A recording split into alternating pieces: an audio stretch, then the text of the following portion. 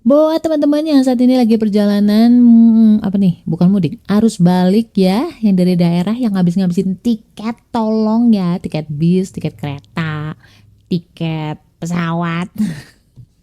Come on, gue juga harus ke sono soalnya kehabisan tiket gue. Oke, hati-hati di jalan, jangan lupa berdoa, doa safar terutama, dan apalagi doa atas apa sih? Dan doa hajat loh, karena kan dalam perjalanan itu saat yang mustajab untuk berdoa. Pernah gak sih lo ngerasa ketika ada orang muji lo cakep, lu beda sama yang lain. Terus kayak kamu gini, cantik di mananya sih, beda apanya sih, gue jelek kok, gue biasa aja. Jadi dalam hati lo itu kayak nggak percaya gitu ketika ada orang memuji lo. Bahkan ketika ada orang bilang bahwa gue cinta sama lo, gue sayang sama lo, lu kayak ngerasa bahwa kayaknya dia nggak tulus deh, kayaknya ada maunya deh. Iya kan? Pernah nggak ngerasa kayak gitu? Assalamualaikum, gimana kabar lo? Alhamdulillah. Apakah lo lagi ngerasa kesepian atau sendirian? Kenalin, gue Ria Marliana, teman healing lo di podcast Self Healing. Di sini kita bakal ngobrol bagaimana sih belajar berdamai dengan luka, tentu aja atas izin Allah Subhanahu wa taala. Semoga Allah sembuhkan lukamu, ringankan bebanmu dan kuatkan hatimu. Di daerah gua itu masih ada mindset bahwa lo harus punya prestasi, lo harus ranking 1 biar lo sukses nantinya. Tertanamlah di jiwa ke penyanyi jadi ya.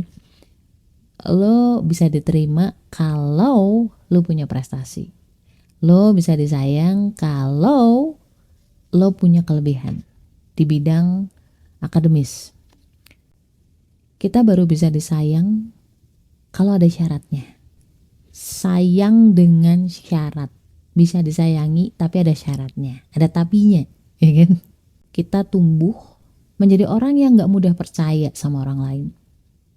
Even diri kita sendiri mungkin meragukan diri kita, gak percaya sama diri kita sendiri.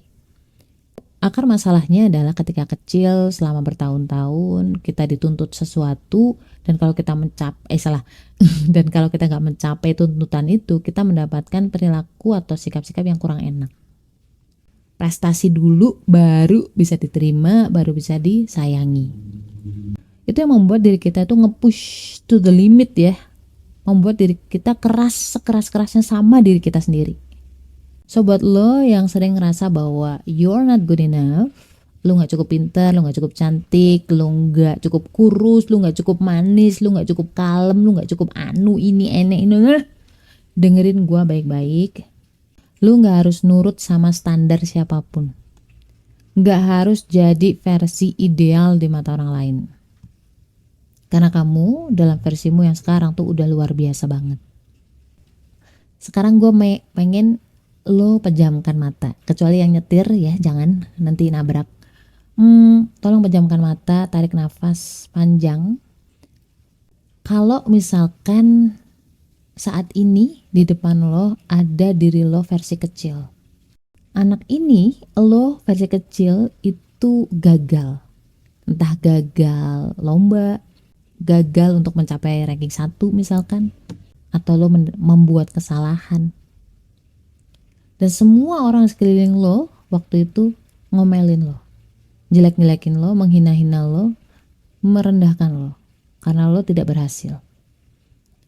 Lo datang ke dia pelan-pelan, lo jongkok sehingga mata kamu itu sejajar sama matanya dia. Apa yang bakal lo sampein ke dia?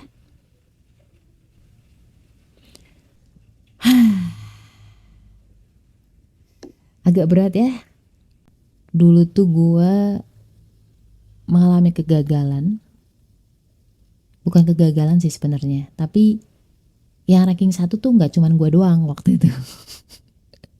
Yang ranking 1 ada lagi temen gue, jadi ranking 1 ada 2 orang.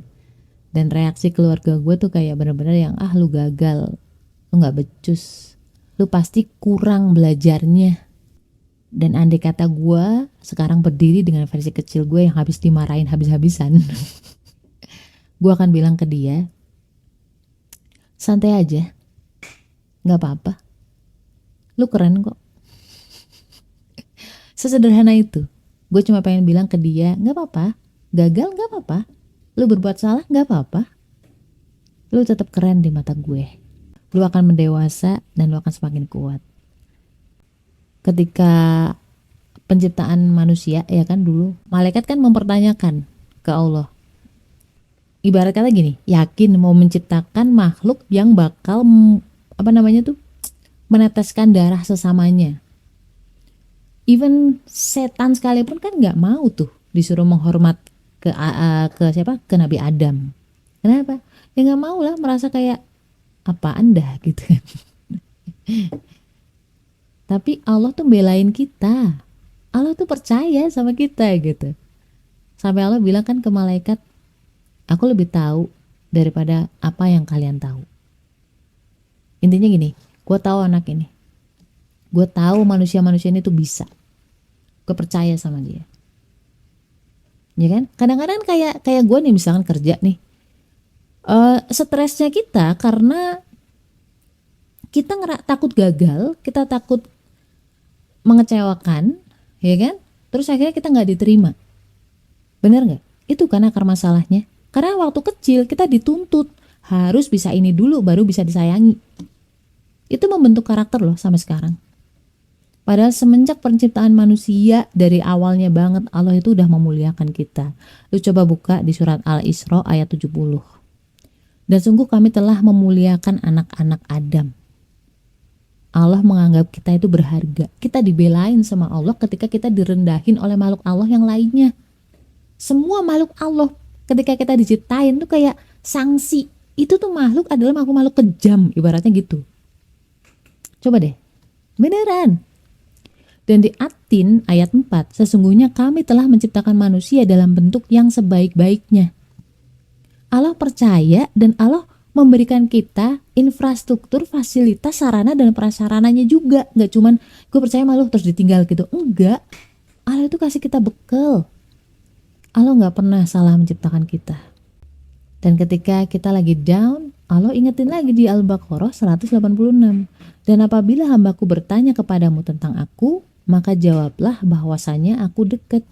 Allah nggak pernah ninggalin kita. Allah tahu luka-lukamu dan itu nggak pernah sia-sia. Lu merasa sakit, mungkin kita juga merasa sakit. Mungkin lu pernah punya inner child, punya trauma, apapun itu. Ketika banyak orang tuh melihat diri kita, mau menerima diri kita dari prestasi, dari wajah, dari rupa, dari harta, ya kan? Allah bilang dari dulu melalui Nabi, sesungguhnya Allah tidak melihat kepada rupa dan hartamu, tetapi dia melihat kepada hati dan amalmu. Artinya hati lo baik, udah cukup, that's enough. Dan satu lagi yang ini mind blowing banget adalah kata-kata innalillahi wa inna ilaihi raji'un. Ya, artinya ya, tahu kan bahwa sesungguhnya kita ini milik Allah dan akan kembali kepadanya. Secara nggak langsung tuh Allah bilang sama kita bahwa lo tuh milik gue. Seolah-olah kayak Allah tuh bilang ke kita, gak apa-apa, lu keren. Mudah-mudahan episode kali ini bisa membuat lo lebih pede. Ingat selalu bahwa kita berharga. Lu tuh milik Allah. Kalau cowok aja bilang bahwa lu milik gue, itu aja udah romantis ya. Ini Allah loh, penguasa seluruh universe. Sudah. Usap air matamu. Usap air matamu. Ya. La haula wala quwata illa billah. Assalamualaikum warahmatullahi wabarakatuh.